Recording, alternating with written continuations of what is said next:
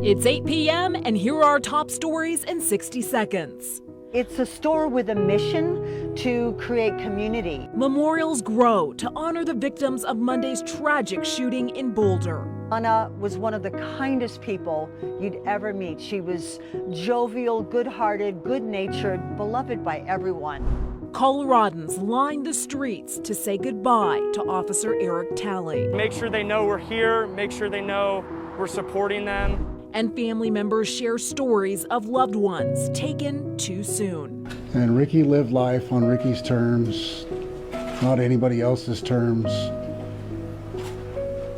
And her life was cut short. But for the workers who made it out alive, panic is now settling in. Terrified of going back in there. Tonight, as we continue to remember the lives lost in this senseless tragedy, lawmakers are demanding action. We're asking our politicians to show just an ounce of courage by doing everything possible to keep weapons of war out of our communities. Tonight, Air Tracker 7 is flying over Boulder, where there are several vigils happening for the 10 lives lost in the King Soopers shooting on Monday. This touching candlelight vigil is happening at the Pearl Street Courthouse right now. Good evening, and thank you for joining us for Denver 7 News on Local 3. I'm Jessica Porter. Tonight, we are seeing the community come together to honor and remember the victims of this senseless tragedy. Denver 7's Sloan Dickey joins us live from Boulder. Sloan, there are dozens of people out there tonight paying their respects. Absolutely, and over the past few days, we've seen people mourn in their own ways, but this is the first really big public gathering to honor those lives lost 2 days ago. Since 7 o'clock, people have gathered here with candles and flowers, and as you could hear before, music. Tonight there's expected to be some performances, words from a local author, and an open listening session for anyone in the community to come and speak. We heard from several people who say they're just here to support their neighbors and have a space in the heart of Boulder to grieve. Boulder might be a city, but it's still kind of a small community, and a lot of people know each other, and in the sense of like it's a domino effect of you might not know them directly, but you certainly will know somebody who knows somebody, and that's, you know, it touches you. And there are several other vigils planned this evening, like the Christ Community Church Vigil in Westminster. There's also another one that's starting right about now in Tantra Park. So people are really finding their own ways to grieve and to heal. Back to you. It's good to see people coming together. Thank you, Sloan. Earlier today, people lined the streets from Boulder to Aurora to honor the sacrifices of Officer Eric Talley. He was the first to respond, rushing into the grocery store to face the shooter. Many believe his heroic actions prevented an even greater loss of life. When he went into that King Soopers, he saved so many lives. When he was engaged in that gun battle, so many people ran out. He was there, and we're convinced he saved a lot of people's lives. Officer Talley leaves behind 7 children between the ages of 7 and 20. Special Olympics Colorado also paid their tributes to Officer Talley today, saying, quote, Officer Eric Talley was a valued member of our law enforcement torch run efforts. Officer Talley participated in multiple torch runs and was a long-standing supporter of inclusion in his career and in life. The organization also shared some details about 51-year-old Terry Liker, one of the King Soopers workers who died in the shooting. The organization said, quote, Terry Liker was a member of the intellectual and developmental disabilities community, a former Special Olympics Colorado athlete, CU Buffs supporter, and an employee with King Soopers. Terry brought life and light to all she did. The grief has not stopped in the 2 days since the mass shooting in Boulder. We are still learning about the 10 people whose lives were lost. Tonight, Denver 7's Jacqueline Allen shares more about the victims and the impact they had on our community. So many people know Lana from her amazing store, Umba. Nothing could feel more like Boulder. It's such a delightful place. Than this store, a quiet memorial now growing outside. It's a store with a mission to create community. The festival community is mourning the loss of one of its brightest Boulder stars, Lana Bartkowiak, who founded the art and clothing store Umba just off the Pearl Street Mall. Her brother telling the New York Times she had just gotten engaged. I also not only would see Lana at her store Umba, but at different festivals like Arise and Envision Festival. She would have the most amazing booths that were a place of comfort and sanctity and serenity. Lana was one of the kindest people you'd ever meet. She was jovial, good-hearted, good-natured, beloved by everyone. It quickly becomes clear at the King Soopers Memorial the 10 lives lost touched so many others.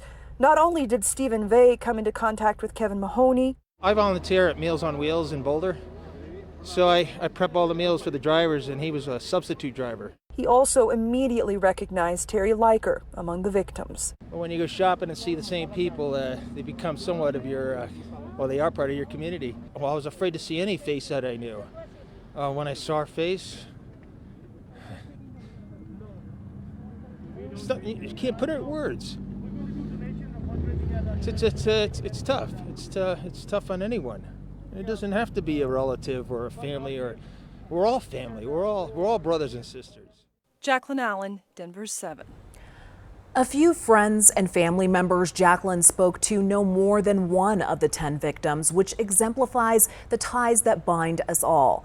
As one of Lana's friends told her today, we hope to see them in the worlds after this. Well, today, Ricky Old's uncle spoke on her family's behalf. The 25-year-old was a service manager at the Table Mesa King Soopers. Her co-workers called her Wendy because she often wore her hair in braids. She loved the outdoors, she loved camping, and loved hiking. She was just like everyone else, and yet she was completely one of a kind. When Ricky showed up at the house, we never knew what color her hair was going to be. We never knew what new tattoo she may have. But that was Ricky. And Ricky lived life on Ricky's terms, not anybody else's terms. And her life was cut short. There are a number of ways to help the families of the victims. The Colorado Healing Fund is one of the best options. You can donate right now on their website, or you can ring in tomorrow when we host a call center. Phone lines open at 4 o'clock and close at 6:30. The need for help goes beyond just the families of victims who lost somebody. There are dozens of survivors and employees of that King Soopers who are out of a job. Denver7's GUAJARDO spoke to an employee who is finding it hard to return to the store. Well, Jessica, so many people are hurting. The families of the victims, the survivors, and those King Soopers employees that lost colleagues and friends. Those employees are not only processing the tragedy that happened in their workplace, but now their job security is at risk. I spoke to one employee who tells me he can't imagine stepping foot back into this King Soopers. And thanks to the community support, he doesn't have to make that difficult decision anytime soon. A fence and crime tape seals off King Soopers. Flowers and words of encouragement tell a tale of the terror that unfolded inside. Because we were like, oh my God, those might be gunshots. Quincy Williams was scheduled to work on Monday at 3 p.m. in the floral department. But panic set in as he drove into work. There was already one of the first victims just lying on the ground in the middle of the street.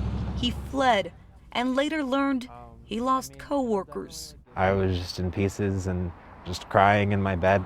It's hard to think about, but yeah, I'm gonna miss Ricky, and I'm gonna miss Denny, and I'm gonna miss Terry. Now, the thought of stepping foot inside King Soopers stirs up panic. I'm like terrified of going back in there. A fear that struck when he stepped in front of the memorial. And I started like almost hyperventilating, and it became really hard to breathe, and my chest felt really tight, and I was standing there in front of the store, and it was really difficult. Quincy is now out of a job. It's unclear how long it will be before the store reopens. To help keep Quincy financially stable, his roommate launched a GoFundMe, and in one day, support poured in and surpassed the fundraising goal. I don't think that there's enough words that I can say to like express like the gratitude that I have. They helped willingly and of their own accord. He says the money will help him with necessary expenses and alleviate the pressure of finding a job